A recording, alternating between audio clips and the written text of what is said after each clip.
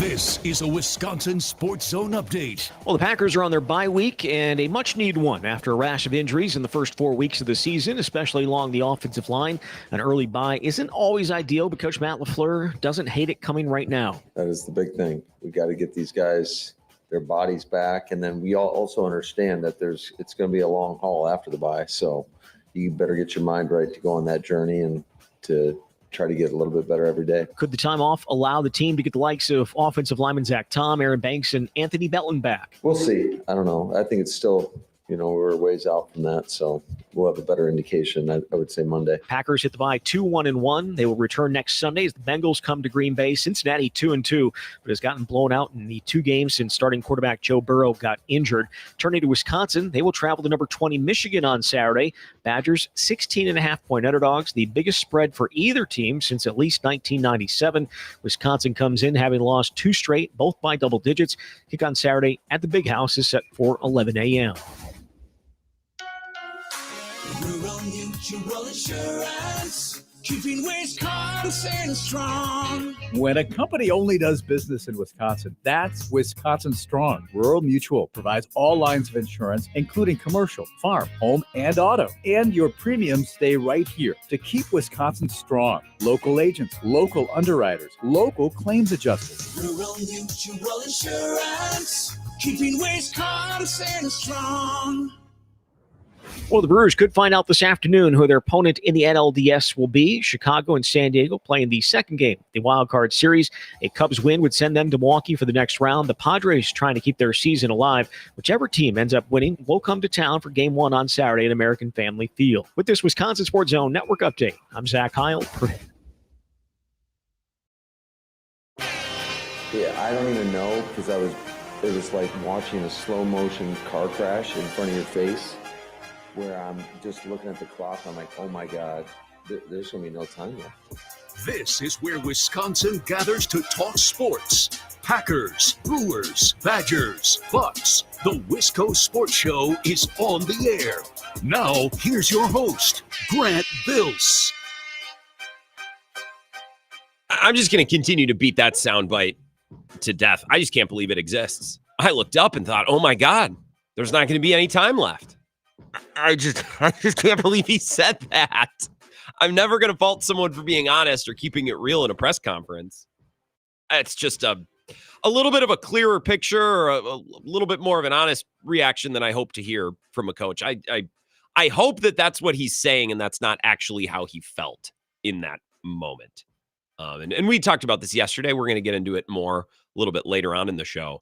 But I hate the idea that the Packers head coach was standing on the sideline feeling like a bystander. It's like, dude, you're the one calling the plays. You're the one managing the clock. You're the one guiding your quarterback. I still can't. All right, one more time. We'll play it one more time. I can't believe this exists. Yeah, I can't believe it. I don't even know because it was like watching a slow motion car crash in front of your face, where I'm just looking at the clock. I'm like, oh my God. There's going to be no time left. He sounds like the guy who gets interviewed on the local news to describe the incident, right? We've all been in smaller town Wisconsin, whether you're up around Eau Claire or La Crosse, but I think this exists in Madison too. It's not like any of us, at least listening on terrestrial radio and out of our markets on any of our affiliates, live in New York City or Chicago, where if there's a big incident, like you're going to talk to a local person, right? To tell us what you saw, tell us what you heard. I remember this happened when I was in middle school. We had a small, like 2 or 3 person passenger plane crash a couple 100 yards from my house in a cornfield. And I remember watching the news and finding the clips online, and they interviewed one of my neighbors. And, and you'd get that little moment where the neighbor would go, well, I mean, it sounded like thunder and lightning. We heard the boom. Like that's how Matt LaFleur sounds there. Like, okay, all right, one more time. Humor me. Yeah, I don't even know because it was like watching a slow motion car crash in front of your face, where I'm just looking at the clock. I'm like, oh my God, there's going to be no time left. I've been rewatching bits slowly but surely of the Blue Collar Comedy Tour. And one of my favorite Foxworthy redneck jokes it was probably 20 years ago, at least now. It's like, if you've been on TV more than once describing what the tornado sounded like, you might be a redneck. If you more than once explain in your press conference that, oh my God, there's not going to be any time where left. I'm just looking at the clock. I'm like, oh my God, there's going to be no time left. You might be Matt LaFleur. It's definitely the soundbite of the week. That might be the soundbite of the month. Hopefully isn't the soundbite of the season. Hopefully the Packers come back after the bye, look a little refocused, a little refreshed, executing at a higher level, and this just gets to be a funny footnote. But yikes. Quite a 10-second soundbite. My name is Grant Bills of the Wisco Sports Show. I actually want to begin with baseball, if you're interested. A little wild card reaction to begin the show, but we'll get into the Packers before too long. I do want to talk more about Matt LaFleur for those who maybe missed it yesterday. We'll do that at 4:35. 5 o'clock, I want to talk about Matthew Golden and the way that they're using him, something that we talked about on Monday when Peter Bukowski joined. I said, hey, I think Matthew Golden's actually a pretty good wide receiver, even 2 or 3 games into his career. When they let him play wide receiver, I think he's pretty good at it. The problem is he's returning punts, which clearly isn't his thing. They're using him as a gadget guy, which I don't think is his thing. I think he's a legitimate outside wide receiver who can help this offense and be really productive. They're not really using him that way, at least not as often as I would like. And I'm aware of how this offense works and how it's structured. Nobody's getting 12 targets a game, but I think he could probably benefit from a couple more. And I think the Packers offense could as well. So we'll get into that at 5 o'clock. And then Jesse Temple, 5:35 will be here. A little bit of a bye week reflection with Jesse, and a couple Badgers headlines as well. Badgers basketball, specifically with Kirk Penny leaving the program and Brad Davison coming in. He also, for a Badger Bite this week, ran Bascom Hill with the basketball team. You'll hear his account of exactly how that went coming up in hour number 2. Jesse from, of course, Badger Connect, and you hear him on the camp as well. I'll take your calls throughout the show, 608-321-1670, and you can comment on the live stream as well. I recommend going to the Wisco Sports Zone app if you don't have it downloaded on your phone. That's the hub for our whole network, so you can watch and listen to Ebo and Bill, and then this show and all of the podcasts like The Camp are there as well. It's the perfect home base for consuming all of our shows.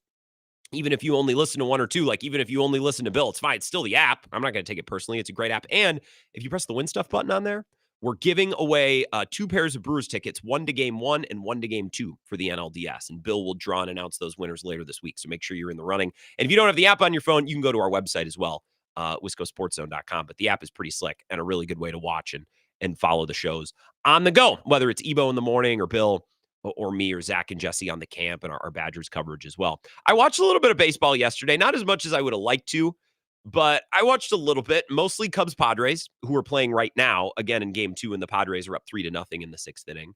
Watched a little bit of Detroit Cleveland, not a ton, but a little bit. And then last night kind of settled in and watched Dodgers Reds, but it wasn't much of a game. I mean, the Dodgers kind of overwhelmed them, and I had it on and was watching, but it's not like that game came down to the wire and it was filled with, high level, high stress managerial decisions and at bats. That game was kind of well in hand a little bit earlier, but I was watching last night. A couple of thoughts on a couple of these games. It was cool to watch 2 aces yesterday, both Tarek Skubal and Garrett Crochet, perform like legit old school aces. Both of them went 7+. And I'm not someone who needs to see that every night. I think there are lots of probably older, I don't want to judge, but older baseball fans who grew up watching certain guys, who grew up watching starters throw over 100 pitches and pitch into the 7th and into the 8th. And I think a lot of, again, older school baseball fans miss that. And I get that. I don't need it every night. Every once in a while, it's pretty cool to see. And we got 2 of those guys yesterday, both for the Tigers and for the Red Sox, which I enjoy. Now, in game 2 or in game 3 of these series, right, in terms of the Red Sox, I know Giolito's out, but Brian Bayo probably go game 2. I don't need to see Brian Bayo go 7 or 8 to enjoy that game. I don't need to watch, I'd like to see Freddie Peralta go deep into a game. I'd like to see that from Quintana or whatever. I don't need to see that every night. I think a lot of baseball fans are so jaded because starters are pitching fewer and fewer innings and the manager is getting more and more involved. And then you get into a conversations about, well, are they just reading the spreadsheet or are they just looking at the analytics and following the game plan that's kind of outlined before the game? I understand those frustrations. I understand. I do. But it's fun every once in a while to see someone like Tarek Skubal or Garrett Crochet pitch deep into a game and really, 6+, 7+ innings. Pretty darn cool. So that was a fun little wrinkle in 2 of the games yesterday between the Red Sox and the Yankees, and then earlier in the game between Detroit and Cleveland, the Guardians and the Tigers. I enjoy watching the Yankees and Mets lose. We did a little bit of a dance on Monday, reacting to the Mets being eliminated and missing out on the playoffs. Just a crazy second half collapse. I enjoy watching the Mets lose. I enjoy watching the Yankees lose, Not really, no personal reason. I don't really dislike anybody on that team. It's a big market. It's New York. Screw them. From the perspective of Milwaukee Brewers fans, screw them. That's why. Now, the Mets, it's a little personal. I again think David Stearns got off easy at the end in Milwaukee. I don't think he did a great job in his last couple of seasons. And then when he made a horrible move and there was a little bit of pressure or some questions that were levied against him, he kind of went into his shell and just hid in a suite as a special advisor all year while waiting to go join the Mets. And then Brewers fans, oh, thank you, David Stearns. Oh, thank you, David Stearns. Go chase your dream. Go run the Mets. It's what you've always wanted to do. I'm not trying to be a bad guy, but he kind of sucked at the end and then kind of quit quiet quit, but a quit nonetheless at the end where he just stepped back and was an advisor to the team and just counted down the days until he was, able to go be the general manager of the Mets, which annoyed me. And I don't think annoyed enough people at the time. So retroactively, I would like to go back and address history. And we did that on Monday, but fun to watch the Yankees lose as well. I get a kick out of watching the Guardians because they kind of seem like our fun American League cousin. And I see a lot of people tweeting things about the Guardians that I also see people tweet about the Brewers. Like the Guardians do that thing where they put the ball in play and they move guys over and they get them in on, infield hits or bloop singles or, wild pitches, all that crap. And I saw so many fans tweeting as the Guardians scored on a big bouncer that went over Scooble's head towards second. The guy came around third to score. And they had a contact play not go their way. Like it was a lot of Brewersy stuff. And I saw a lot of people tweeting and complaining about that brand of baseball, which made me funny. It's like only the Guardians pull this crap. And it's like, well, my team does a little bit of that as well, but they're idle. They're on a bye. So they get to escape the public eye for a couple of days. And instead people get to beat up on the Guardians for playing what many have deemed an unethical brand of baseball, a funny label and something that cracks me up. I don't think it's accurate, but it's funny. I get a kick out of it. I was sad watching the Dodgers last night. Not because I have anything personal against them. I don't dislike any of those players. I don't really have a problem with Dave Roberts or their fans. Now they have the most money. And again, from the perspective of a Milwaukee Brewers fan, I don't like that. But I don't have anything personal against them. I was just annoyed watching them win the way that they did last night. Teoscar Hernandez and Shohei Ohtani both hit 2 bombs and, they're hitting all these homers. And I'm frustrated because it feels like at some point, shouldn't the Dodgers be too old, too expensive, right? Not enough drive because they've won a World Series already. Like that should be the life cycle of a professional sports team. Whether it's basketball, I think you see it most in basketball. And I mean, look at the Bucks. They're too old. They're too expensive. They're shallow. They don't have a lot of depth. That's been their problem the last couple of years. Injury prone, right? That should be the life cycle of the Chiefs. Maybe you're going through this right now where they're too reliant on a couple of their very expensive players and the backline depth hasn't been there. And you're just seeing teams go through the life cycle that a team should go through. And I thought with the ways the Dodgers struggled this year, and I put struggle in air quotes because they won 93 games, or 92 games. I don't know. I have the win totals in front of me, but I don't know if that counts last night, but they won over 90 games.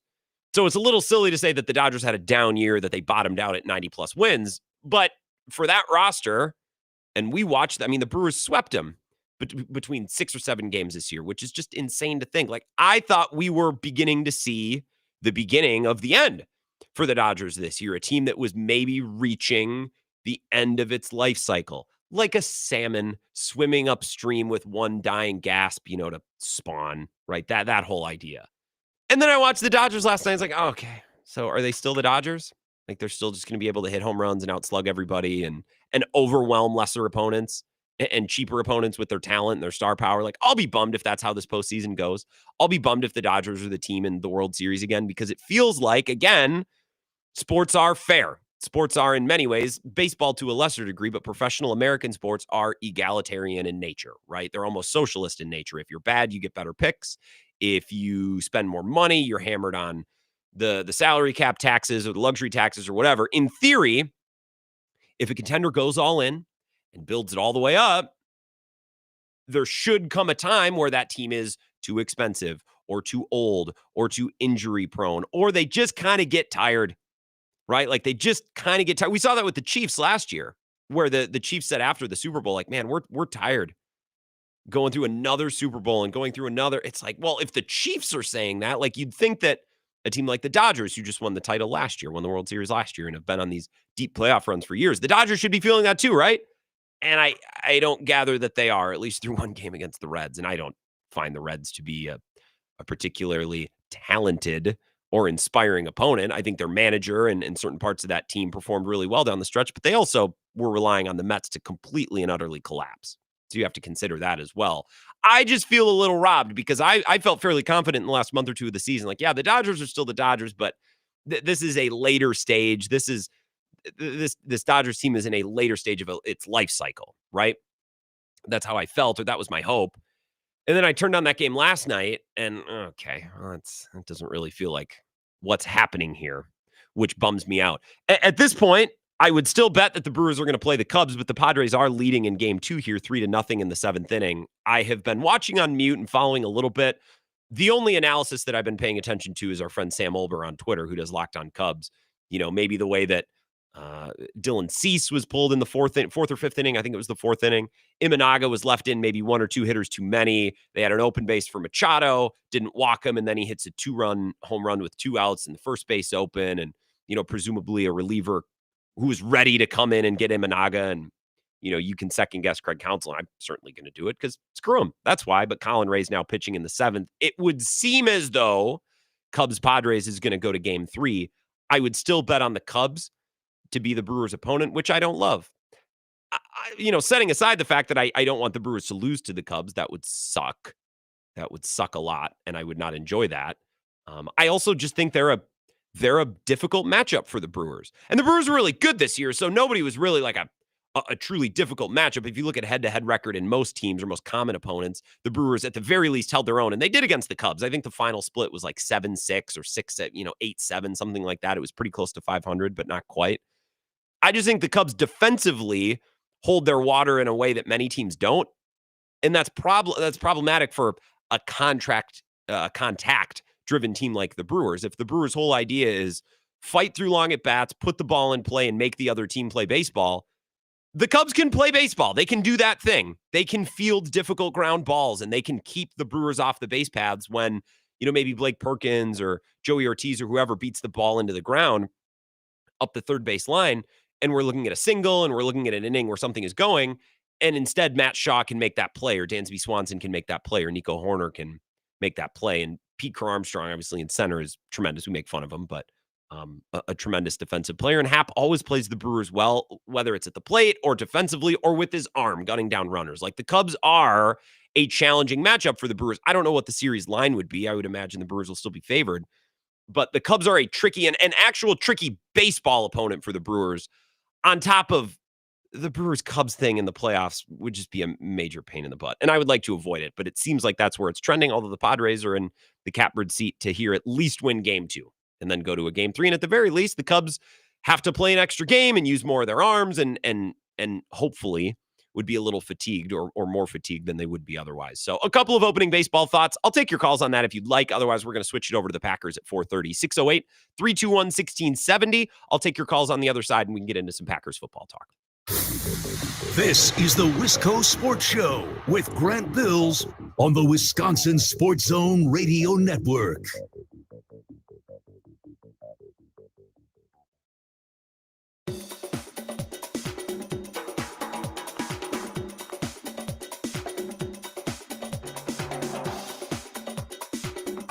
The Wisco Sports Show will resume in 3 minutes.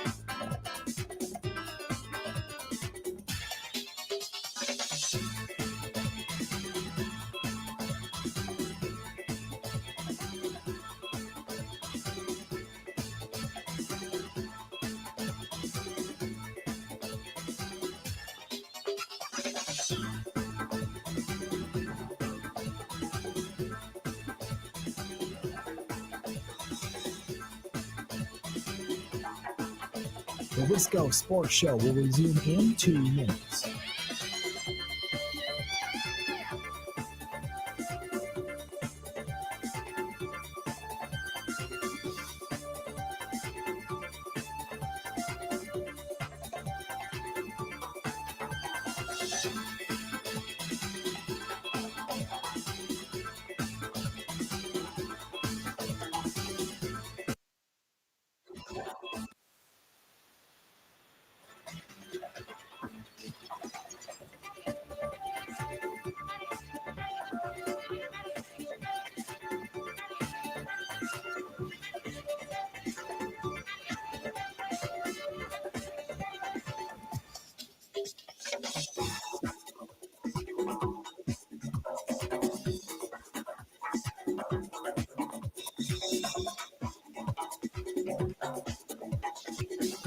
The Wisco Sports Show will resume in 1 minute.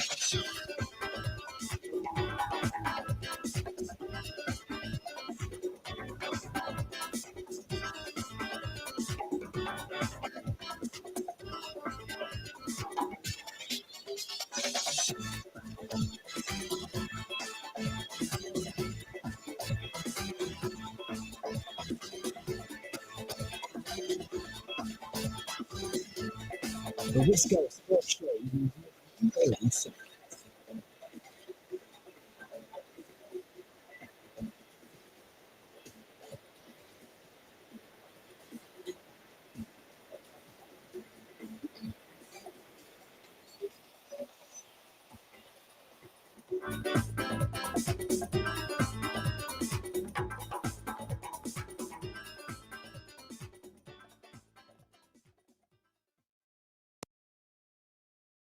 You're not going to be able to keep William out no matter what the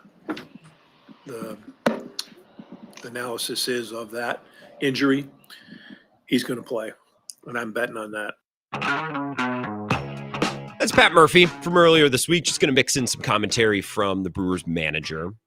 Starting with some baseball thoughts, we can turn the page very quickly to the Packers here at 4:30 if you'd like, but I want to give you a little bit of an in here and an opportunity to call in and discuss either what we've seen in the wild card round so far, or, of course, talk about the Brewers and what comes next for them. He's discussing there, Pat Murphy, the injury to William Contreras. And it's funny, I saw a tweet. I'd have to scroll so back now to find it. But Hunter Baumgart, who covers the Brewers for 97.3, the Packers flagship, also an old friend, UWL buddy, and former coworker, had some sort of a tweet or some sort of a clip from Pat Murphy that basically said, look, Williams' injury, the glove hand, got hit with a bat in the final week of the season, maybe a little bit more severe than we thought, right? The day after, they're like, yeah, no big deal, he's fine. And then he missed a couple of games, and Pat Murphy talked about, yeah, maybe it's a little bit, worse than we thought. Oh, wait. The hand that's been broken since last year and has never gotten a chance to fully heal, that hand that was just smacked with a wooden baseball bat, you're telling me that maybe it's not great? Shocking.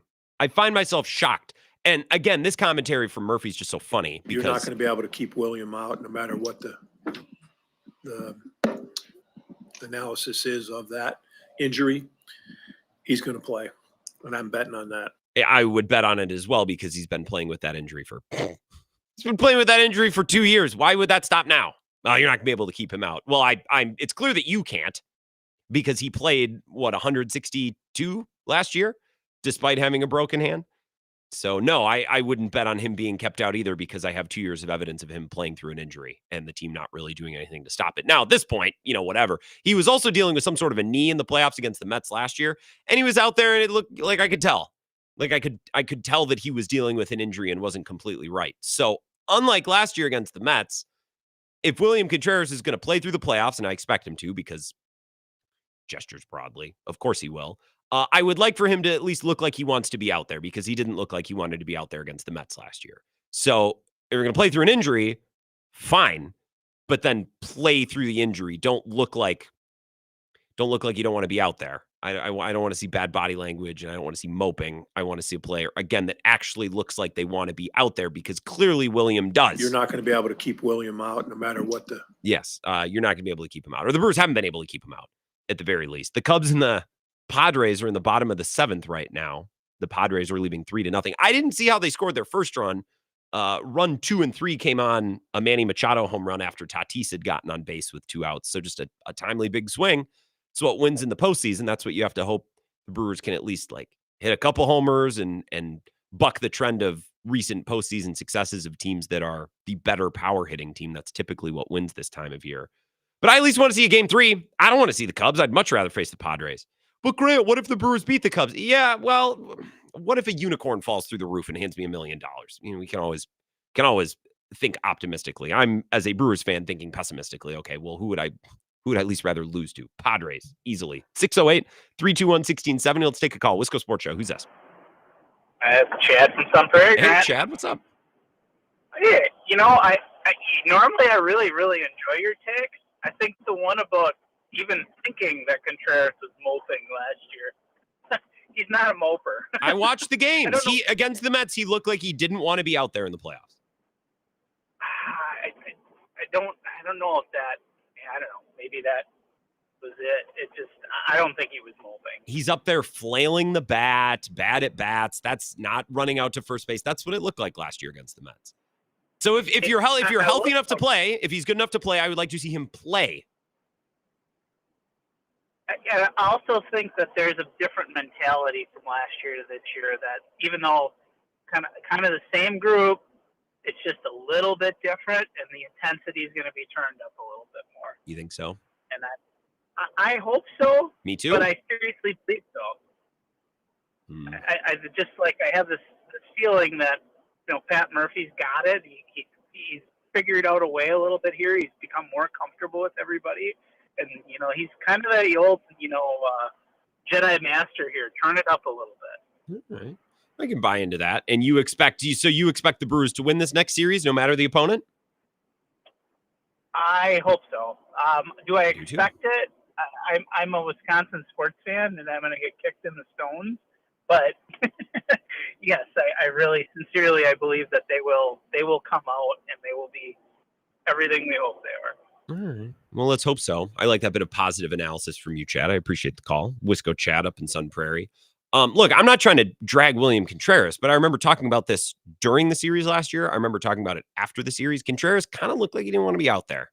Like bad body language. Not saying that he's a bad guy. That's my memory of William Contreras against the Mets last year. And I don't think it's unfair. I don't think it's inaccurate. That's what I saw. So hopefully this week allows them to rest and recuperate physically as well as mentally. Like hopefully they don't feel battered down and beaten up by a long regular season. But that's a difficult tightrope for a manager to walk, right? And Pat Murphy talked about that the other day. Like they're having workouts and they're playing through it. They're not playing actual games, but they're simulating and they're staying moving this week. I don't think Pat Murphy's going to let them be idle and be lazy and get rusty. Hopefully. Man, Mason Miller's throwing 103 at Pete Crow Armstrong right now and struck him out. Oof, full count. That was a good at bat, actually. What happened to Pete Crow Armstrong? He's hitting 7th. Interesting. I was told that Jacob Mizorowski was the only player in the world ever to be selected as an all-star and then have a significant drop-off in the second half of the year. I don't know. Just things that I'm told, not necessarily things that I buy into, but things that everybody tells me. Jacob Mizorowski. I saw Philly people bringing this up last week about how he made the All-Star game over, what is it, Cristobal Sanchez, whatever, Chris Sanchez. A guy, by the way, who turned down the All-Star appearance. It was like, this guy made it in over Sanchez. No, he didn't. Sanchez didn't want to go. But I'm told, again, Mizorowski, the only player in baseball history to ever be named to an All-Star game and then have a little bit of a drop-off in the second half. Can you believe that? The only one in our lifetimes. Certainly not Pete Crow Armstrong or not anybody. Kenny on the live stream says, the huddle tonight. Yes, the Bill Michaels huddle from 6 to 8. So we'll make our picks and we'll connect with Mike Clemens, who is out of the loop. He's out of the purgatory that is the Detroit airport. That's why we weren't able to chat with him last night, is he just didn't have quite enough service. Which airports can be frustrating because you're on free Wi-Fi, but you got to go through the Oingo Boingo portal, and then you got to watch an ad. And I just told Mike, it's like, look, we'll catch up later in the week. But we'll have Mike tonight, I believe, at 6:30, I think, about the clock. So we'll connect with Mike tonight. That'll just be on the huddle. And it's on all these same platforms and stations if you're listening now. If you feel like you were robbed and picked out of Mike Clemens' appearance last night. And anytime we don't get to connect with Mike, it's a bummer, but Also, when you're stuck in the airport with a bad phone, there's nothing you can do. So we'll connect with Mike as part of the Bill Michaels Huddle, which is in 90 minutes. When we come back, speaking of the Bill Michaels Huddle, let's talk Packers football. I want to start with Matt LaFleur and revisit some of the things that we said in the second hour of the show yesterday and mix in some commentary from months ago. Things that I remember back from January and February. I want to revisit some things that were said because I think they might even be more applicable now than when those discussions were first had, 8-9 months ago, whenever that would have been. So we'll take a break. We'll come back. The Wisco Sports Show continues after this. This is the Wisco Sports Show with Grant Bills on the Wisconsin Sports Zone Radio Network.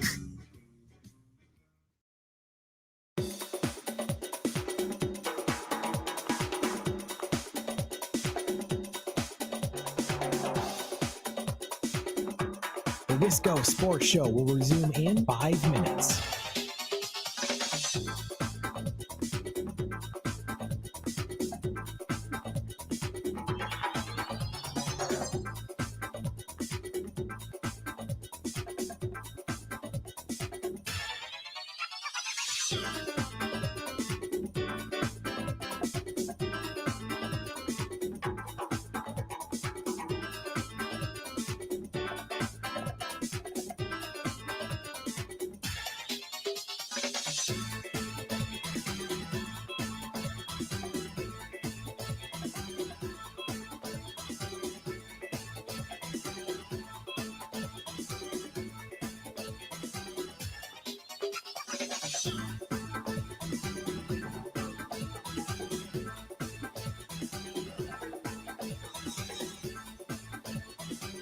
The Wisco Sports Show will resume in 4 minutes.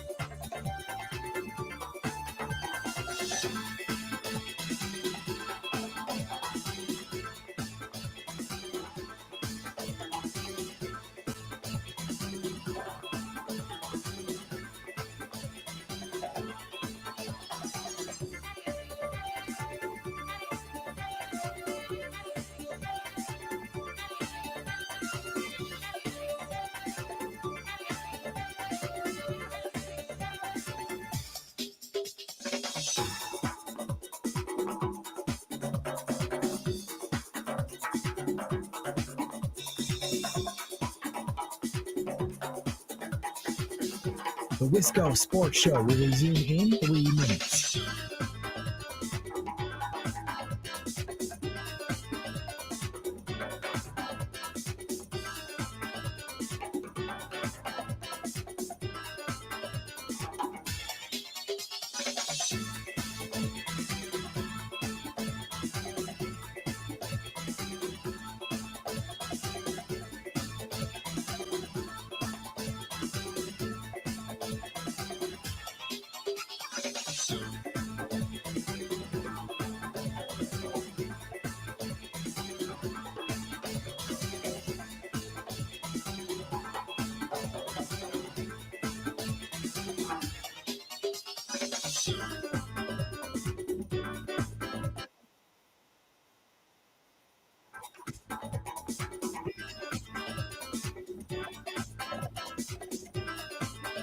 The Wisco Sports Show will resume in 2 minutes.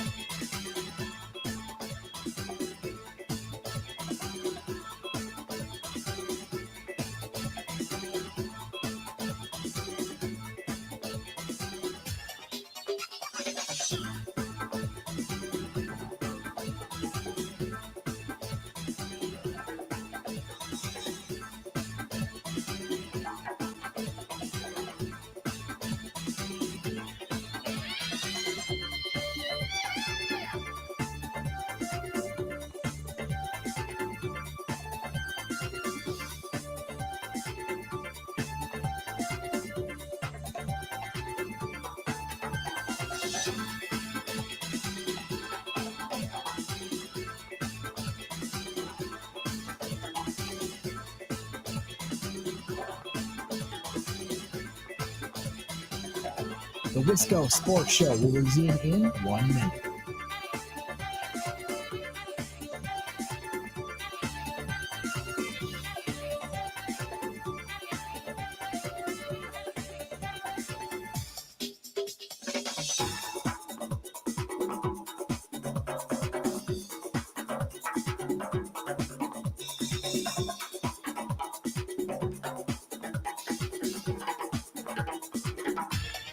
The Wisco Sports Show will resume in 30 seconds.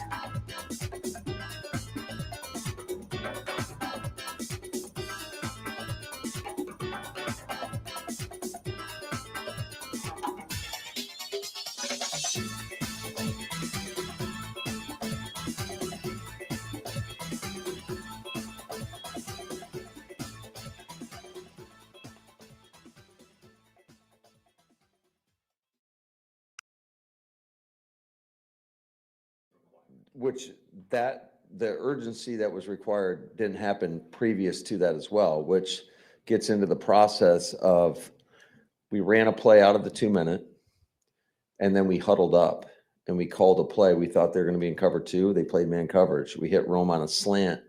And at that point is when, in my mind, it's 2-minute. We operated out of a different 2-minute formation. So I would say this, where we have to clear up the communication is when we're not in 2-minute mode and then you jump into 2-minute mode, everybody on the field has to know that. And they have to operate as such. And we were operating more of our, no huddle tempo, which isn't warp speed, whereas 2-minute is got to be warp speed. And it just wasn't, it's a bad look, quite honestly. And, that's why you get a bad result as well. But it's just the communication and process have got to be cleaned up because we can't allow that ever to happen again. We can't allow that to ever happen again. I want to talk about that as it pertains to Matt LaFleur. But the first part of that soundbite annoys me as well. And we talked a little bit about this last night. I just, anytime there's an unacceptable result in sports, whether you're blowing a big lead like they did in Cleveland, or whether you're allowing the clock to expire down to 1 second. I mean, it wouldn't have been hard to believe at all if that clock goes one more tick. If the clock operator runs it, they don't even get to kick a field goal. And now we're not even talking about a tie. We're talking about a straight up loss, right? That cannot happen. Getting the ball back with 4 minutes and 40 seconds left and getting one honest to goodness play at the end zone when you're in the 15 with a timeout with more than 30 seconds remaining. We talked about this yesterday. That's unacceptable. Anytime there's an unacceptable result in sports, I don't really like hearing about the nitty gritty. Like, I don't want you, well, they were in this look and well, we started in the hurry up, but then we switched to the 2-minute. It's like, I save it.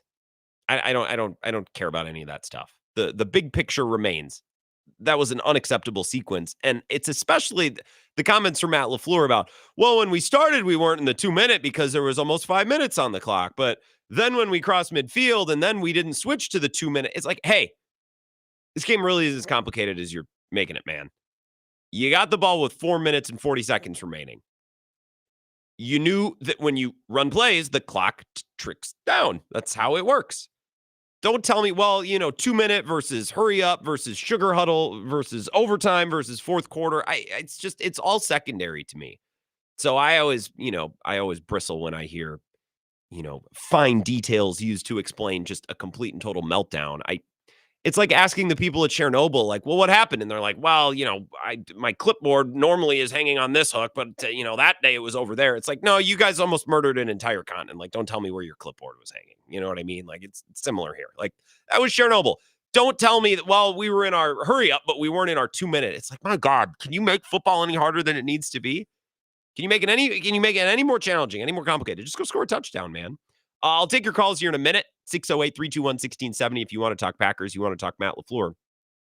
The end of that soundbite is the thing I actually want to focus on. I'll play that one more time. We've got a lot of confidence in both those guys, and belief that they're going to continue to get better and better. That's actually not the one I was looking for. The comment I was looking for was this one, although nice from Matt LaFleur, but this is what I meant to play.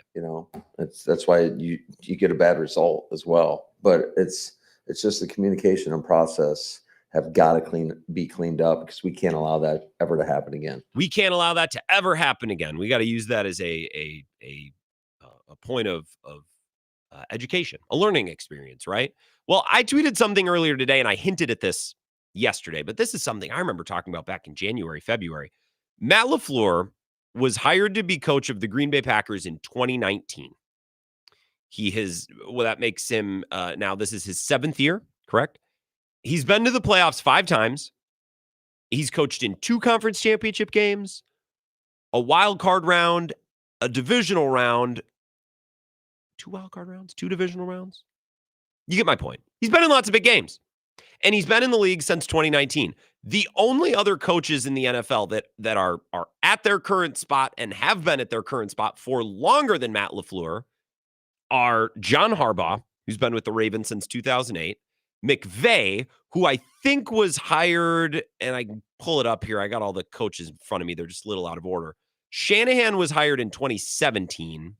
McVay, I think, was 2016. He might have been 2017 too. So there's a couple of coaches on this list, coaches that have been tenured longer than Matt LaFleur, who are just barely. Yep, McVay was 2017. Shanahan was 2017 as well. So the coaches who have been employed at their current spot longer than LaFleur are Harbaugh, McVay, Reed, Tomlin, and Shanahan. Tomlin and Harbaugh have been in their spots way longer, and so is Reed. So take those 3 out. He's basically on just about even footing with McVay and Shanahan. There's only 5 coaches in football who've been coaching in their current spot longer than Matt LaFleur, and 2 of them just barely. They were hired the year or so before in McVay and Shanahan. My frustration is I don't want a coach who's in year 7, who's a proverbial old man, a relatively old man in coach years, to need learning experiences. Young players, I get it. Now, Bill harps on this hard, and I try not to get him going on this, but the Packers are the youngest team in football again. And that's not an excuse, but it can be an explanation for certain shortcomings that they're having, right? More so with Matthew Golden or Savion Williams or some of their alignment. Like, I don't care that Wicks or Dobbs or Reed or Watson, those guys are young, but they've been starters since the moment they entered the league. So, again, not an excuse. It's a little bit of an explanation. The person involved with the Packers who have no excuse at all is Matt LaFleur, who's been doing this again longer than every coach not named Harbaugh, Tomlin, McVay, Shanahan, Reed. That's it. That's it. So the idea that that guy needs learning experiences and growing pains is a little disconcerting to me, because I don't believe, well, if year 7, you take some lumps, but year 8 is when it clicks. It's like, I don't know, man. If some of these things aren't smoothed out or resolved in year 7, I start to wonder if they're ever going to be. Some of your calls on this, 608-321-1670. Wisco Sports Show. Who's this? Grant, why did both of our teams have to do this to us this year? The Badgers, yes, they just poop down their legs against Maryland going into the bye. The Packers do whatever the hell they did Sunday night going into the bye. Mm-hmm. I guess positive spin, great for Sports Talk Radio on a bye week. Oh, this Cowboys game is the most interesting game for Sports Talk Radio the Packers have had in a while. Absolutely. And today ends in a Y, so I'm ready to yell into the abyss. And I think I might just need a mental health week or mental health couple of weeks from just listening to coaches at press conferences. Okay. Whether it's Luke Fickell talking about whatever. Hey, I told you we were going to really focus on this thing, man. I told you we were going to protect him from itself. We knew the problem. We knew exactly what we needed to do, and we didn't do it. Yeah. And here's why, right? Matt LaFleur, we should have been in a 2-minute drill. We knew that. We weren't. Yeah. Guys, you are not toddlers, right? Some people are treating these coaches like they're true freshman quarterbacks, right? Like, these are grown-ass men, and, they're a man, they're 40. We should be, I don't know, man. I'm just pissed off at both of our football coaches right now. It's good for Sports Talk Radio, and I think both teams are in a position kind of where we thought they'd be, right? I think Dallas, an atrocity losing that game, but ultimately everything that the Packers are playing for is still in front of them, and I still think they can have a great season. Wisconsin, we knew this was going to be a tough, challenging year. So if there's a year to poop down your leg against Maryland, let's make it this year and not a year where maybe playoffs are on the line. So if you want to put a positive spin on both of it, but man, these two jagoffs getting in front of a microphone is elite for Sports Talk Radio, and it's bad for the mental health of Packer fans. And one last thing I want to yell into the abyss about. Yes. New home ownership is a trap. House poor is real. Plumbers, I don't know how things are this expensive, but man, sticker shock from a plumber. And I know there's a couple of listeners that are in a similar boat, I imagine, but holy balls, when you buy a house, just buckle up, baby, because that's just when the costs start. Well, plumbers, kudos to you for doing what you do, but oh my God, are you expensive? And Vagabond John coming for the blue-collar workers, the tradesmen, the skilled tradesmen. A little despicable, if you ask me. I appreciate the call, Vagabond John. I'm just sick of listening to Luke Fickell, and he's probably sick of talking because there's just, he's got nothing, and it's clear he's got nothing. This Matt LaFleur presser is unbelievable. He's talking again, like I said back at 4 o'clock, like the guy who gets interviewed on the news to describe what the car crash looks like or to describe what the tornado sounds like. We thought it went flying over my house and then it went down towards the Ibbotson place. And it's like, that's the guy on the news describing what he saw. That was Matt LaFleur. Like, oh my God, there's not going to be any time left. Like, that's the interview that they do on WXOW before they, come back and talk to the person with the Humane Society about the pet of the week. That's not what an NFL head coach is supposed to sound like. I have more thoughts on some of the things that Vagabond John said. By the way, you don't have to tell me about, home ownership is expensive. Bro, forget home ownership. Try to buy a bag of tortilla chips in 2025. It's like, so that number starts with a 7 now if it's the Tostitos brand. That's nice. 608-321-1670, Wisco Sports Show. Who's this? Hey, Grant, it's Chris from Coon Valley. Thanks for taking my call. Hey, Chris, what's up? Hey, I've got a similarity, and maybe I've missed it in your show or Bill's, but does any of this sound like Mike McCarthy? Interesting. LaFleur and McCarthy comparison. Time management was a huge reason why McCarthy supposedly got walked, and that was under the tutelage of A-Rod. Now when you've got another guy that's not bucking the system and just going with it, like you just said about the WXOW, is this someone who can explain a car crash but doesn't have enough common sense to steer the car out of the way besides just running into it? Well, and here's the thing, Chris, like a coach that notoriously had clock problems that fixed it was Andy Reid. But I think a lot of those issues were fixed because Patrick Mahomes is in control and in command. Jordan Love in year 3, I understand not being Patrick Mahomes. Duh. I'd like to think that he had a little bit better internal clock in that moment that he did, which is why he's, absolutely not excused of blame here. The other interesting thing I heard you saying earlier in the show was the comparison. You were going to go back and listen. When you watch some of the first year, 2 years NFC championships, you're watching Aaron had the last 2 minutes. That's concerning, but it makes sense. Yeah. And now that he doesn't have, and maybe I'm putting too much into one basket, but like you said, over a 7-year period, I think as a Packers fan, which I am and have been forever, I'm at the settle stage of my emotions. I'm settled with making the wrong mistake. 3rd and 1 to 3rd and 7. We're just going to bomb it and hope for a PI. Yeah. Everything's pretty set. Like you said, he's an old man. 7 years. We've been watching this for 7 years. It's fairly repetitive without a lot of change, but I hadn't heard the Mike McCarthy thing, but just wanted to call in and say, love your show. Appreciate it. And, go catch some brookies before they turn too much color. Well, I'm going to be in Coon Valley, not this weekend, but next weekend, Chris. Maybe I'll see you down around the stockyard because I heard tell that the fjord is just closed now, which breaks my heart. I don't know if it's closed, or if it changed ownership or whatever, but we can meet at the Stock Bar. We can meet at Snowflake. So, I hope to see you around. The McCarthy thing, it's been so long. McCarthy was a very confident presence at the podium. I don't find Matt LaFleur to be confident. He seems very timid, tepid, even, whatever that means.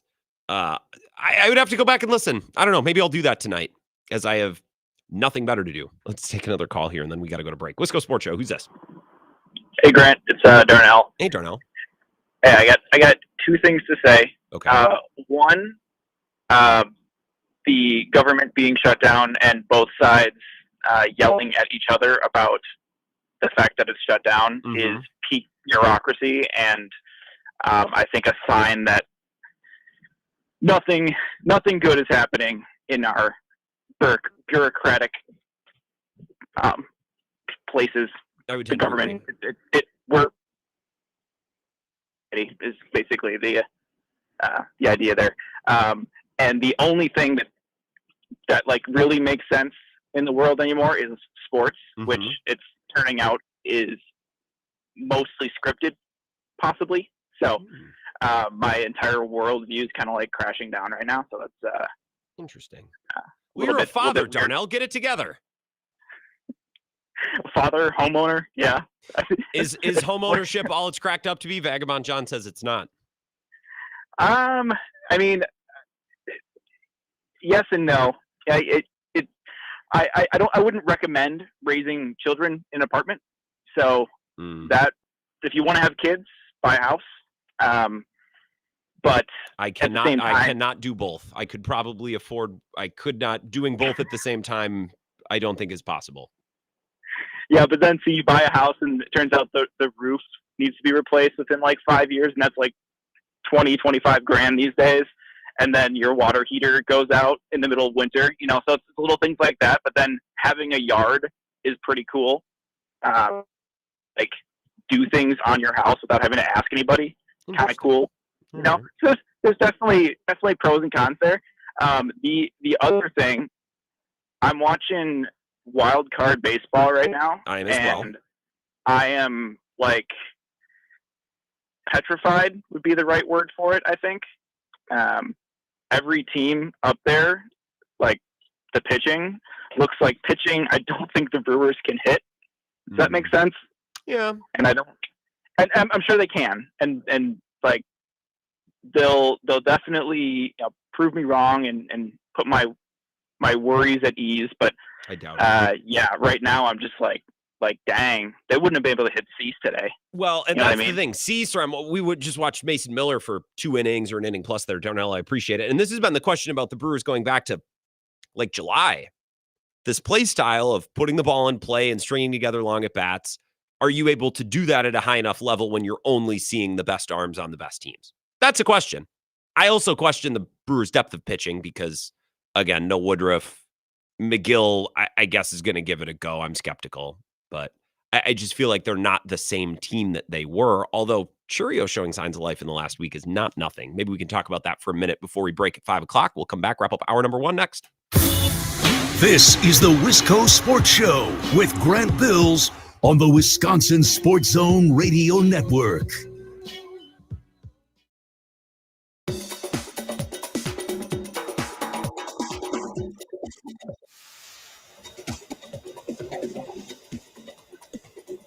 The Wisco Sports Show will resume in 3 minutes.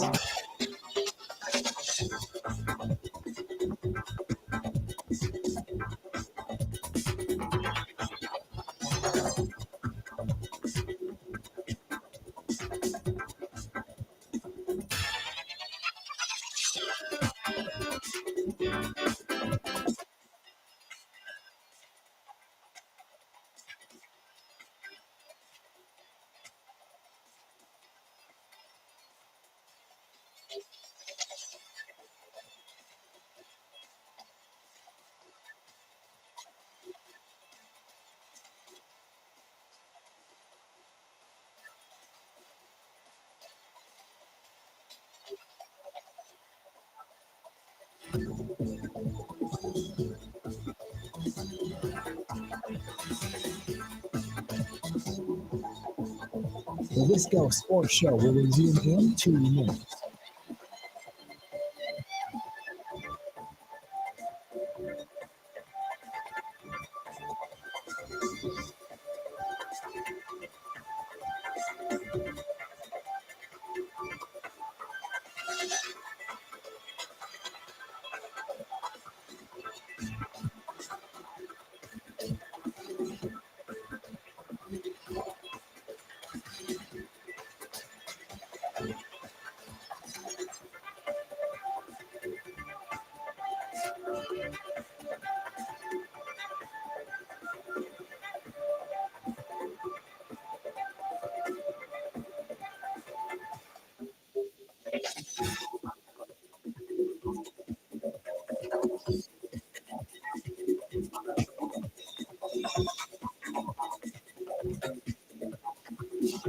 The Wisco Sports Show will resume in 1 minute.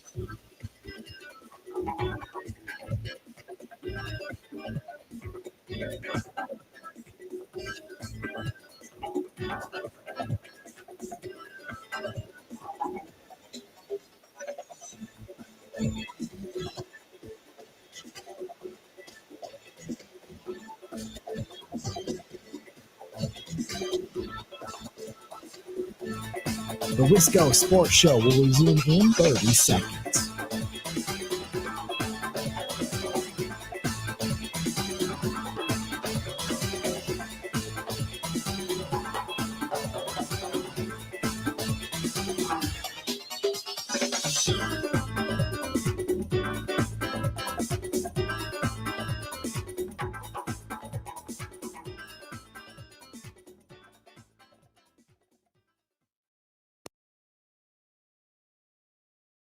You're supposed to get body presence, and we've got to extend our outside arm by the tight end, and it got knocked down. All in all, it wasn't good in regards to our sets to be able to hinge and open up and obstruct that D gap right there. And the guy got through clean, and we knew it was coming because it happened the previous play. They just didn't get down as clean, or didn't get through as clean, because we got a piece of the man with our arm.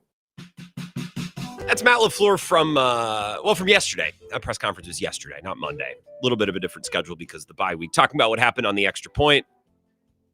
And most of that is football speak. And again, I tune most of it out.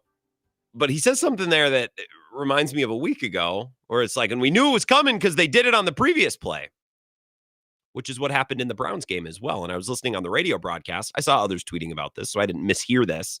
Larry McCarron, before that final field goal, said, hey, earlier in the game, they did, this, that, and the other thing off the left side.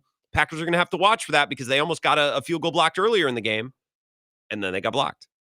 So you're telling me for the second week in a row, they recognized, hey, we're going to have a problem with this, and then it didn't matter because they still had a problem with this? It's just a little frustrating. Again, I like Matt LaFleur. I think I like him more than most, and I remain very optimistic, bullish even, on the Packers' chances this season. But some frustrating themes in two games that you really should have had.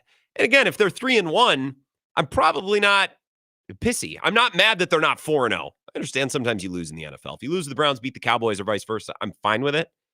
But 2-1-1, considering how they started and then the mini bye and the position they had in both of those games, just feels unacceptable. The show presented by our automotive sponsor, my personal automotive sponsor, is in my personal vehicle, Kai's Chevytown up in Menominee. They're a short drive from anywhere, just off of exit 41 on the north side of Menominee. So a short drive from Eau Claire, a quick buzz over from the cities, 90 minutes or so up from La Crosse or Holman from Onalaska. I can't recommend them enough. Both the buying process of purchasing a car, whether it's a new or a pre-owned vehicle, you can check their inventory. It's updated daily at ChevytownUSA.com, or their service department, which is award-winning. And if you go there only once, you'll see why. It's the same friendly faces and the family names that have been there forever. And it's the convenience and the efficiency of a huge dealership packed in the friendly, very easygoing size of a smaller town dealership, which technically it still is, but you never know it the way they whip your car through there and get the service done, and you can schedule it online, right? You pull up and it's one door, and it's the same folks at the same desk that have been there forever. They'll recognize you and your vehicle. That's part of why people are coming back there, and that's a big reason why they've been in service for 3 generations now, serving people in northwestern and western Wisconsin, although people come from much farther away than that. But again, just off of exit 41, the north side of Menominee. Online, you can begin the buying process or schedule your service at ChevytownUSA.com. Be wise, seek highs for the best buys. When we come back after 5 o'clock, we'll get an update from Zach.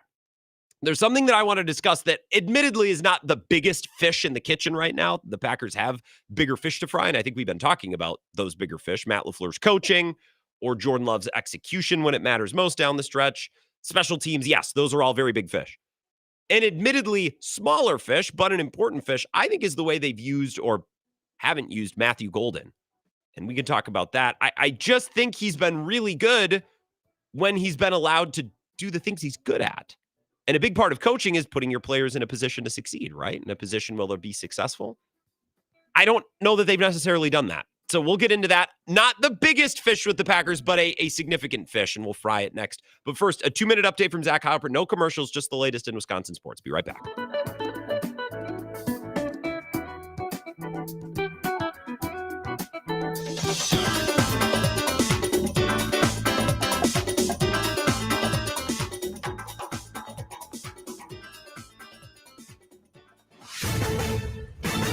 This is a Wisconsin Sports Zone update. Well, Danny O'Neill appears in line to start again for Wisconsin when they travel to number 20 Michigan on Saturday. That was the word from the sophomore yesterday, as he has taken most of the first-team reps with starter Billy Edwards Jr. still nursing a knee injury. Offense has been a struggle once again this season for the Badgers. They rank 108th in the country in scoring offense, 117th in total offense.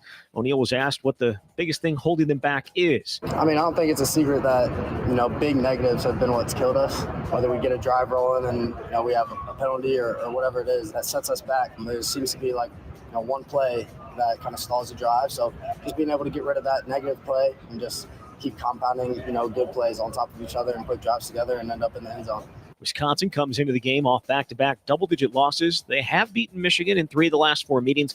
Kick on Saturday is at 11. Turning to the Packers, they are on their bye week. The time off should be good for them as the team is beat up. That includes defensive tackle Devontae Wyatt. Coach Matt LaFleur said yesterday Wyatt is week to week with the injury. Green Bay will return for the bye next Sunday against Cincinnati. Rural Mutual Insurance, keeping Wisconsin strong. When a company only does business in Wisconsin, that's Wisconsin Strong. Rural Mutual provides all lines of insurance, including commercial, farm, home, and auto. And your premiums stay right here to keep Wisconsin strong. Local agents, local underwriters, local claims adjusters. Rural Mutual Insurance, keeping Wisconsin strong. Well, it's looking like the Brewers will have to wait another day to find out their opponent for the NLDS. San Diego held a 3-0 lead in the 9th inning down at Wrigley Field against the Cubs, trying to even the series at a game each and setting up a winner-take-all Game 3 tomorrow. The winner comes to Milwaukee for Game 1 on Saturday. With this Wisconsin Sports Zone Network update, I'm Zach Heil. Yeah, I don't even know because it was like watching a slow-motion car crash in front of your face, where I'm just looking at the clock and I'm like, oh my God, there's going to be no time left. This is where Wisconsin gathers to talk sports. Packers, Brewers, Badgers, Bucks. The Wisco Sports Show is on the air. Now, here's your host, Grant Bills.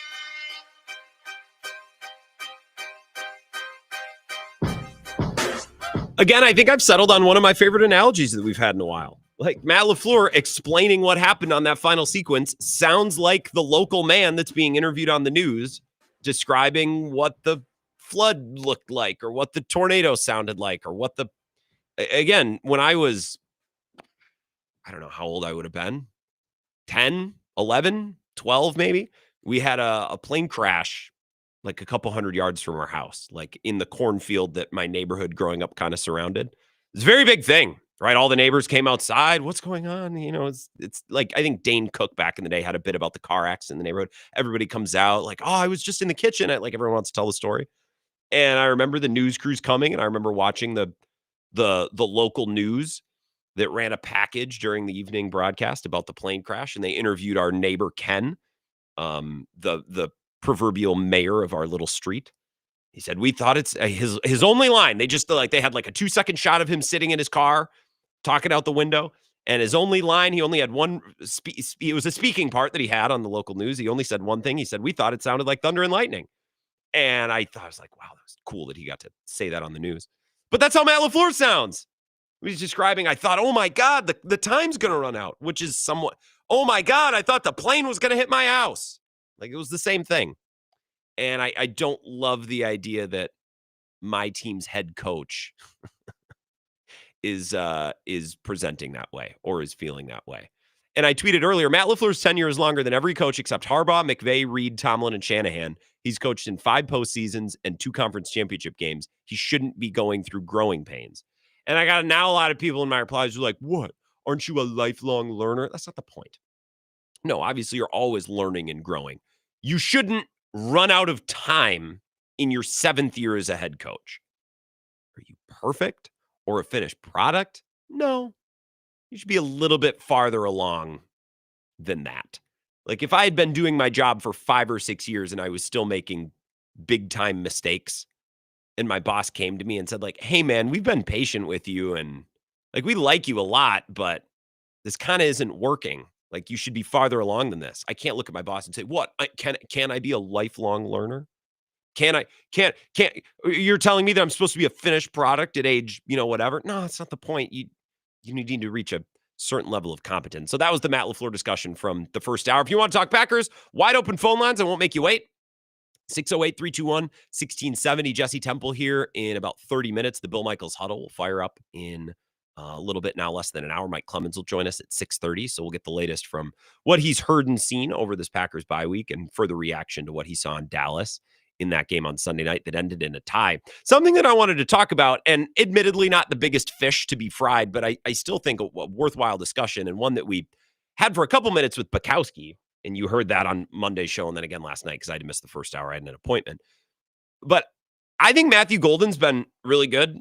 Everyone's wondering, like, well, where's Matthew Golden been? He was so impressive in camp and, first-round pick, blah, blah, blah. I actually think that when he's had an opportunity to play wide receiver, he's been pretty good at it. Like traditional boundary starting wide receiver. The gadget stuff hasn't been great, and the punt return stuff hasn't been great, but I'll throw a graphic on the screen if you're watching on the simulcast, just some PFF data, the separation grade, right? So we're talking about how quickly or how effectively wide receivers separate and create space. He's second in the NFL through 4 games, minimum 50 routes, only to Tyquan Thornton, which is, by the way, hilarious because Tyquan Thornton was a disaster in New England. And maybe it's just because they have nobody else to throw to in Kansas City, but he's been pretty effective. Matthew Golden is significantly better than the third closest guy. Like Matthew Golden, like Dontavian Wicks as a rookie, is getting open really effectively and really easily. And if you watch the game tape, I won't say the film because I don't watch film. I don't watch, as Eric says, I don't watch the old 22. He gets open and has had lots of opportunities. I wish they would let him do a little bit more of that and a little less of the rum-dum jet sweep stuff, which I like, but he's not the guy for it. That's supposed to be Savion Williams. That's his bag. That's what you drafted him for. Or Jaden Reed, who's obviously hurt. But Matthew Golden, that's not what he's good at. And I'll go pull his draft profile, and I'll give you evidence to support that that's not what he's good at. Let's take a call, though, in the meantime. 608-321-1670. Wisco Sports Show. Who's this? Good at it. Grant, Jeremy from Eau Claire. How you doing? I'm doing great, Jeremy. How are you today? Good. And then first off, I just want to say thank you so much for playing these Matt LaFleur clips because I hadn't heard those. They're kind of funny. I didn't get a chance to see the presser. And when I heard that first quote about the car crash the other night on your show, I lost my mind. I was like, he said that? Yeah. And then you played it like 3-4 times, and I was like, oh, my God, I'm going to die laughing. Well, I really hammered it home. He sounds like the guy in the news describing the whatever they're interviewing the guy for. That's what he sounds like. The way my analogy for that was like the high guy. You know what I mean? The high guy that's just sitting out in his yard, just baked out of his mind. Yep. And then they ask him, like, what did you see? And he's just like, wow, man, that was like, wow. Like, I'm like, what are you doing? Wake up. But anyway, to your point, so Matthew Golden, I'm glad you brought that up too, because they literally drafted him because of the Christian Watson thing, right? Yeah. He was supposed to be the guy that was supposed to complement that and fill in for that if Christian Watson couldn't go. The speed guy. We need that deep threat guy. Mm-hmm. And here you are using him, like I said, I don't hate on the jet sweep thing or the screens and things like that. That I don't hate on it, but I agree with you that that's not why you brought him here. You brought him to be a deep threat guy. And every opportunity he's had to do that, he's shown. There's been 2 games now at least where he blew by those 2 defenders on the deep throw that Jordan Love missed him by about a yard. But I mean, the one where he drifted out of bounds. And then at the end of the game on 4th down, like that was a really heady play and Bill's talked about this. Bill's outlined this really well. He's just settled into that soft zone, which is something that a lot of younger players won't recognize. They'll just continue on the route, but he realized, no, I'm going to sit here. Here's where the space is, waited for the ball and kept them alive in that game. Yeah, exactly. And then early, what was it, like the very first game they brought him in, he just had like a few reps or whatever. He split 2 defenders, and I mean, he had them beat by at least a half a yard straight through the middle. He's a wide receiver, and he's been good at Jordan wide missed receiving. Him on that one too. But yeah. Oh, absolutely, I agree with you 100%. It's like just let him go, let him run and let him do his thing, and he's going to mature. You watch, he's going to be a big deal later on down the road. I mean, I think so. Yeah. And I think as a compliment to Romeo Doubs, especially, who, by the way, not to toot my own tin horn, but kind of said all offseason, like, I think Romeo Doubs is just going to be the number one wide receiver. And I think he would be even if Jaden Reed hadn't have been injured, which he has been. We'll never know. By the way, on Matthew Golden returning kicks, so I got some cuts sent to me by Mike Clemens and Zach Heilprin. This is LaFleur number 11, and it's only 3 seconds.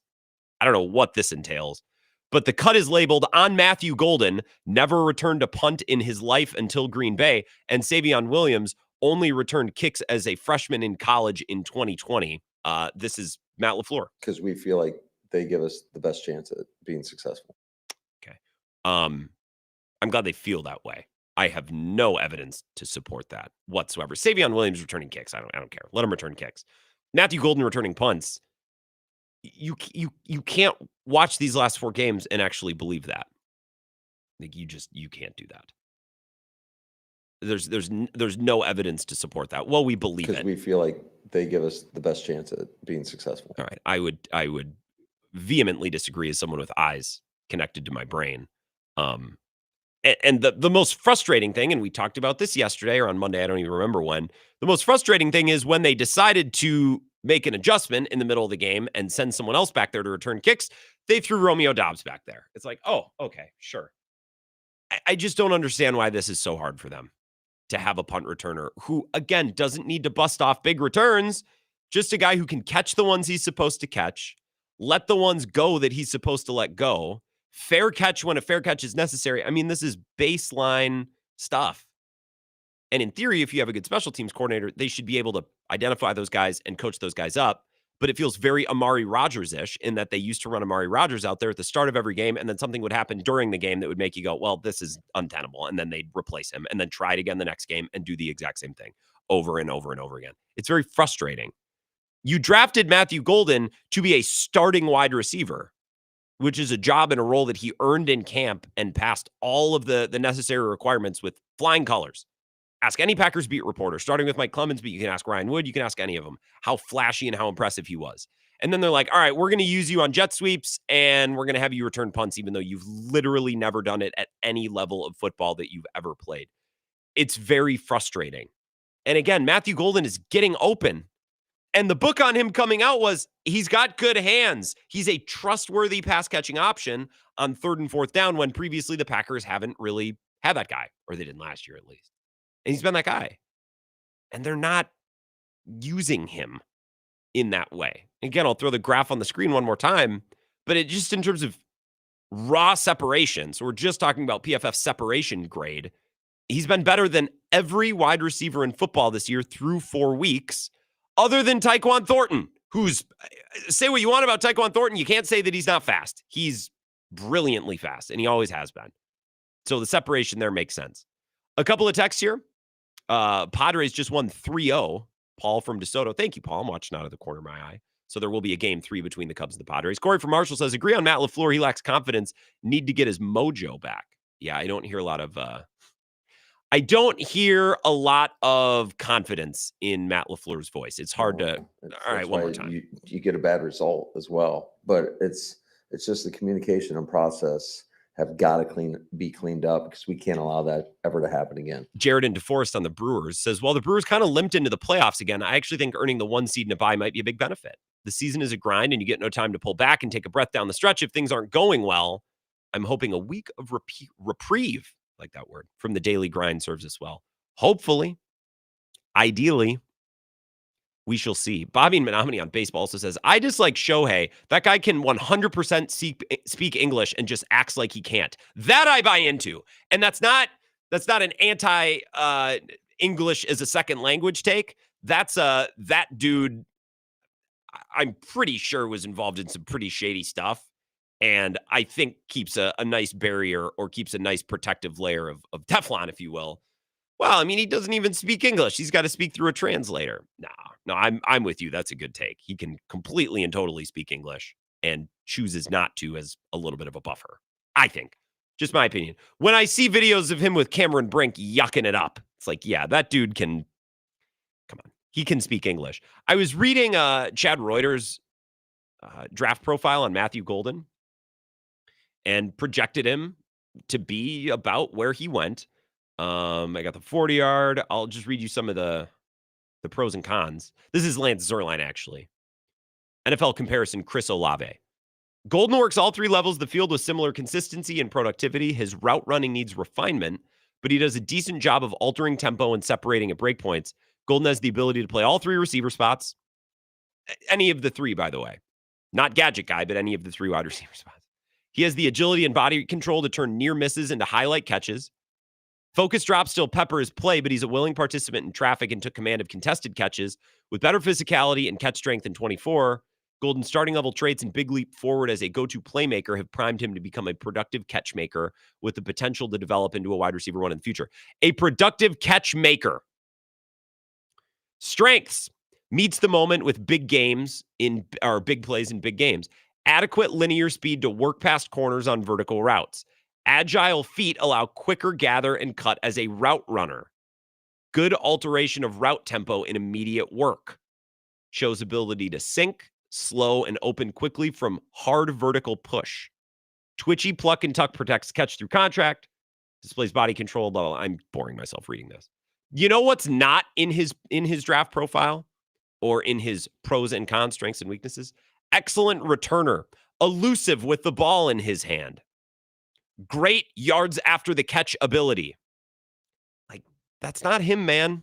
That's not his bag. And it's frustrating that the Packers, even going back to Amari Rodgers and then Tyler Ervin, how can we forget about Swerve and Irvin? Like, they've always needed this gadget guy. They've always wanted this guy. And I think in Matt LaFleur's offense, it's an important piece and a nice cog to supplement and to add to the running game, which they have not been able to get going, and the passing game, which they've been able to get going despite Matt LaFleur's lack of trust in it down the stretch multiple times in that Cowboys game. Matthew Golden doesn't need to be that guy. Like, use one of your backup running backs, use Savion Williams, use anybody else. Jaden Reed, obviously, when he's healthy. Like, Matthew Golden is a legit, bona fide starting outside wide receiver. Use him for those things because that's what he's good at. And even just through 4 games, he showed that he's already really good at it. I'll take some of your Packers calls on the other side, 608-321-1670, and Jesse Temple just about 15 minutes away. This is the Wisco Sports Show with Grant Bills on the Wisconsin Sports Zone Radio Network.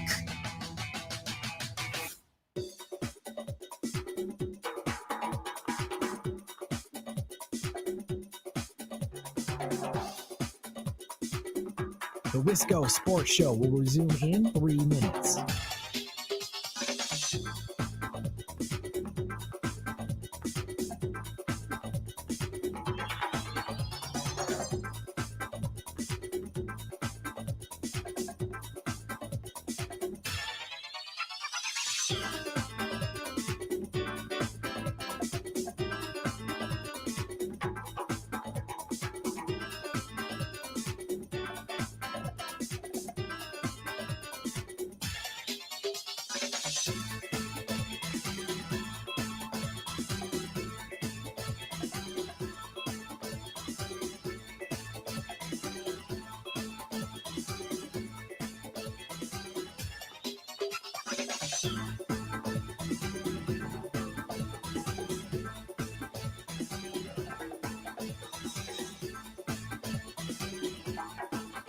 The Wisco Sports Show will resume in 2 minutes.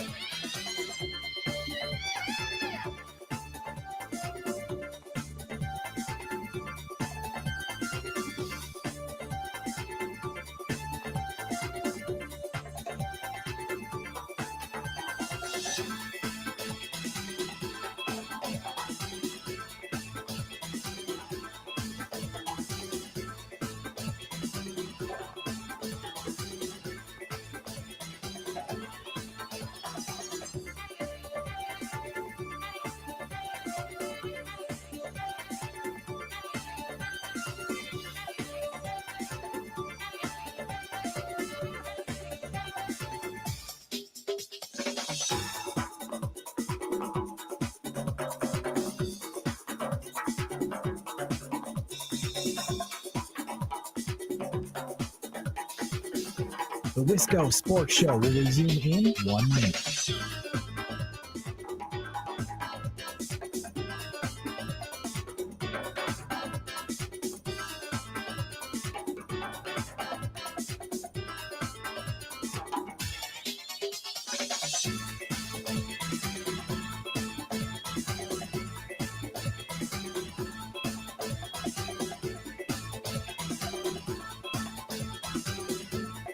The Wisco Sports Show will resume in 30 seconds.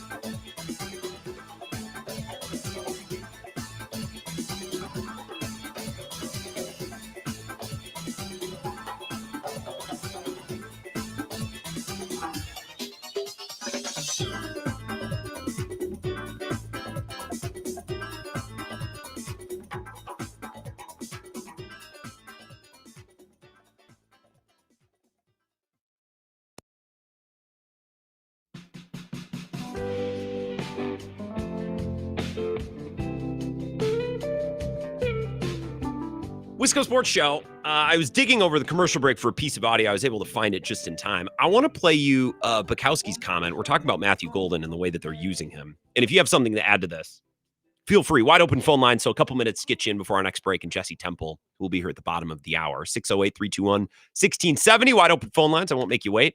I talked to Bukowski about this on Monday.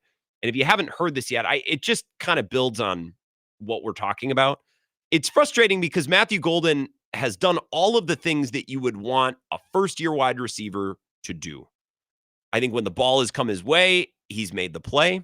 He's getting open with great effectiveness, and I gave you some data to back that up.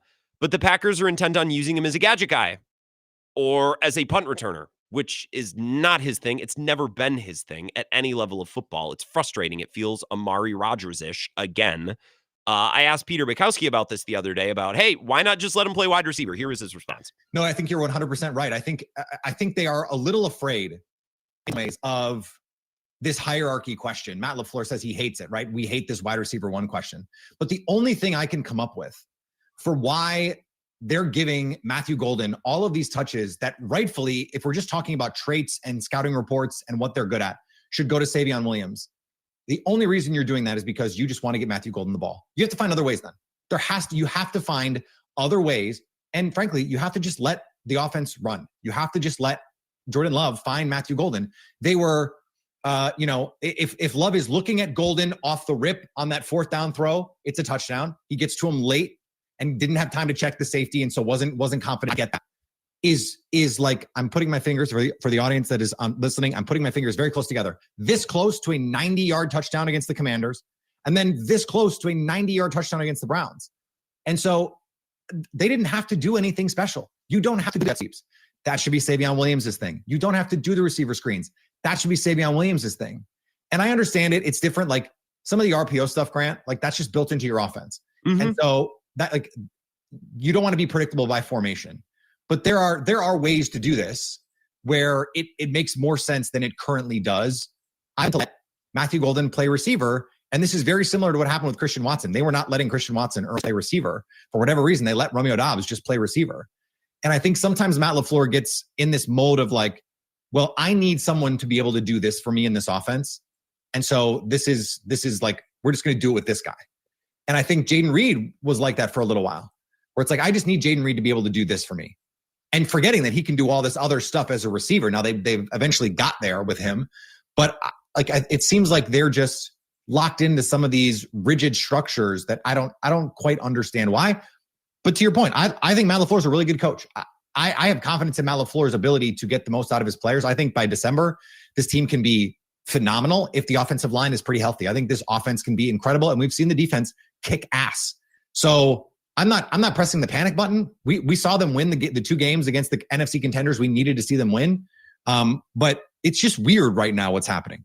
So that's Peter Bukowski from the other day. You can find that full interview in the podcast if you missed it. I replayed it yesterday, so I feel like most of you probably got it.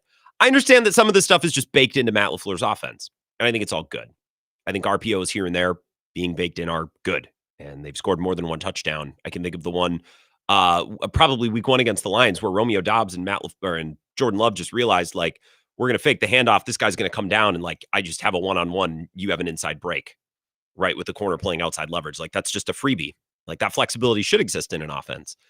And the motion stuff should too. It's really effective. I don't know that it's looked as effective this year. It hasn't been as effective because they can't block it up on the O-line, right? And all of this stuff builds off of their inherent ability to run the ball with Jacobs, which they haven't really been able to do. I just don't understand why you're using Matthew Golden to do it. And if you want to use him a little bit, I get it. But then also on the punts, like, you're just shoehorning this guy into roles that he's never really played before. Gordon Lacrosse says, why are we so complacent with special teams? We just got to accept that it's going to take time. Even though we've had a decade of terrible special teams play, complacency does not win championships. I would agree. I have nothing to add, Gordon. Good text. Matt sounds like the guy sitting in my chair Sunday night.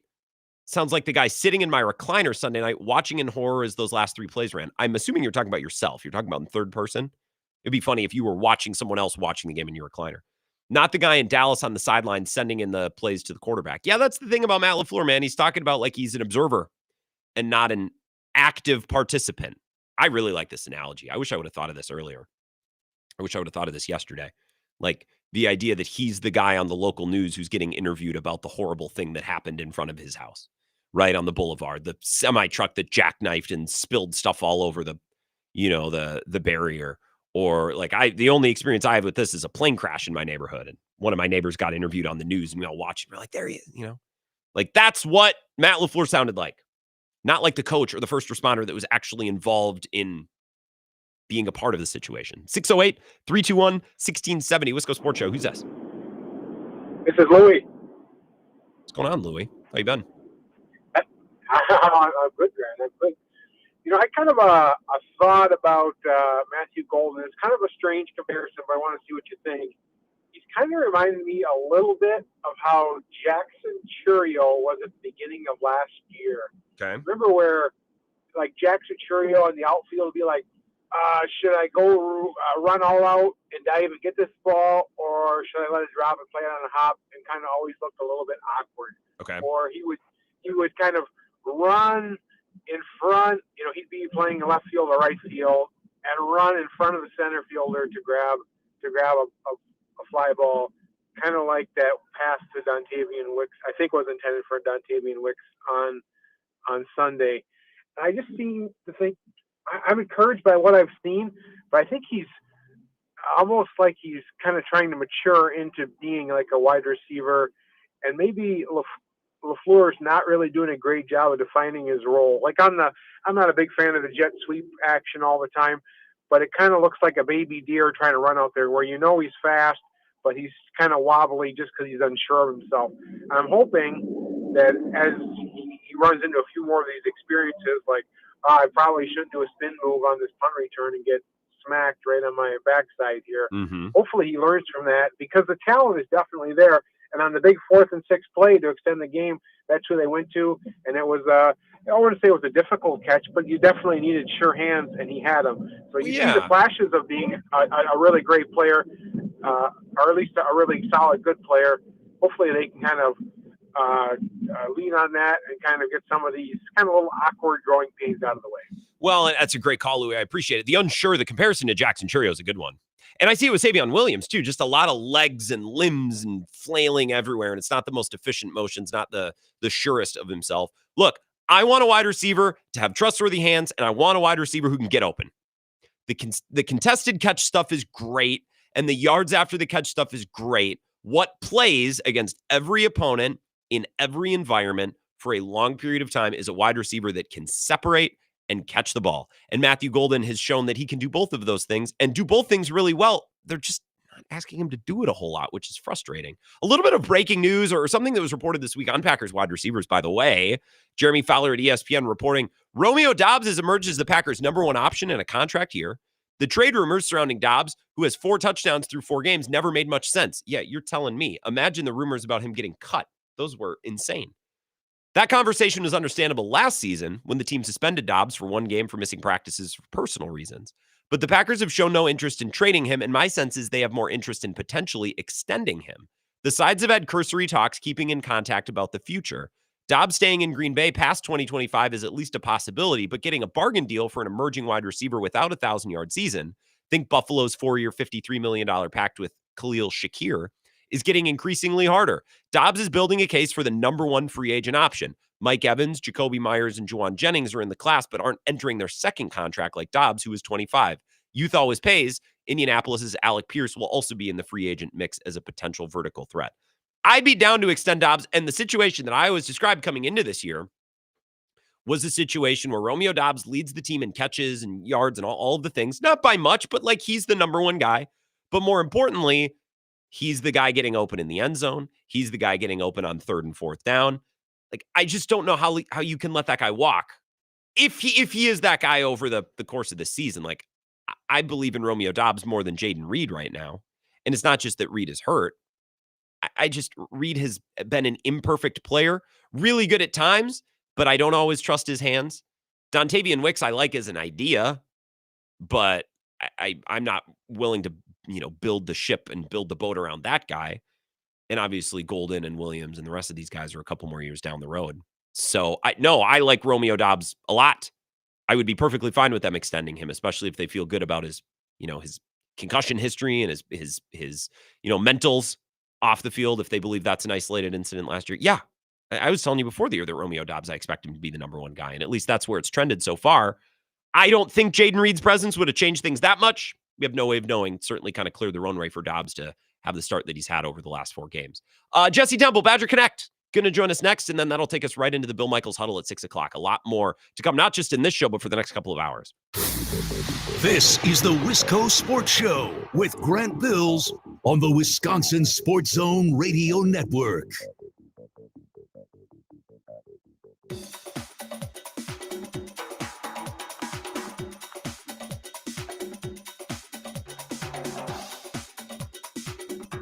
The Wisco Sports Show will resume in 5 minutes.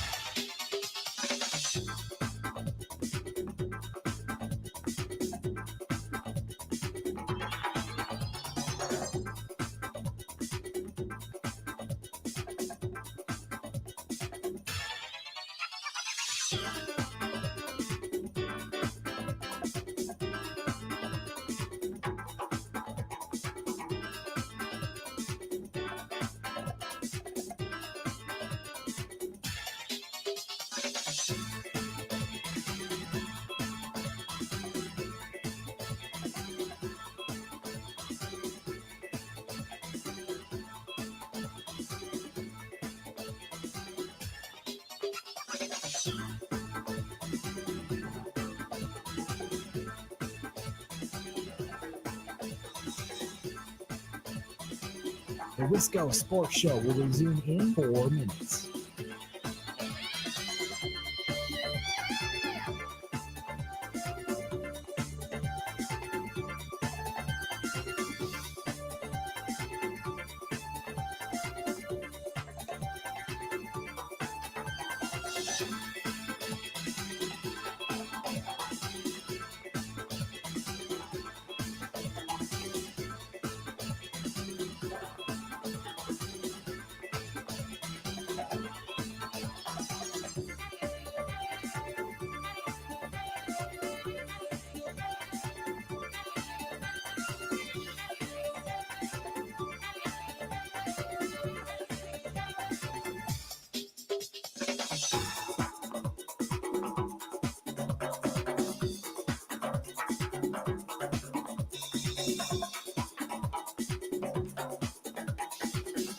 The Wisco Sports Show will resume in 3 minutes.